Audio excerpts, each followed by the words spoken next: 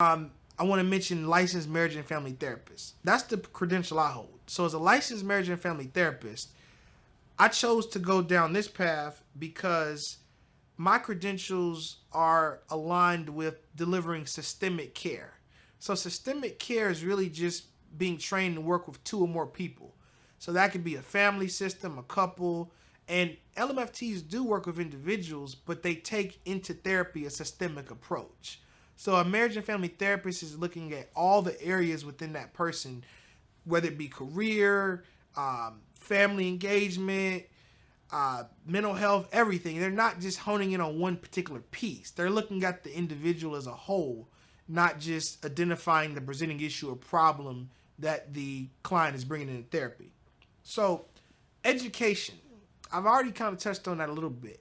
When you look at in our state, North Carolina, in order to be a licensed clinical mental health professional in any realm, you have to have at least a master's degree in your focused area. So that could look like a licensed clinical mental health counselors get a master's degree in counseling, professional counseling, what have you.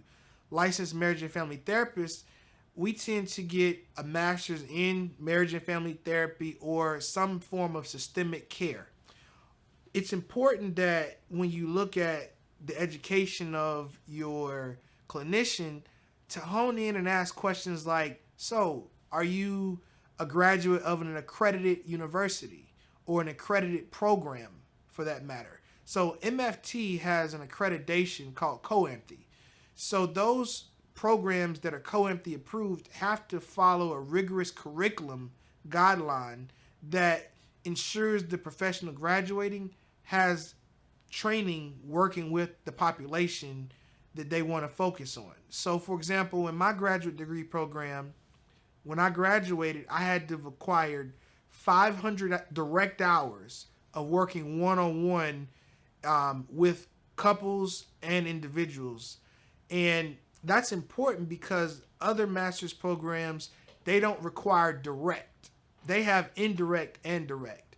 Marriage and family therapists, we don't get that luxury of doing indirect hours. So an indirect hour might be getting credit for doing a case note or getting credit for doing things that are non-clinical, meaning you're working one-on-one with the client.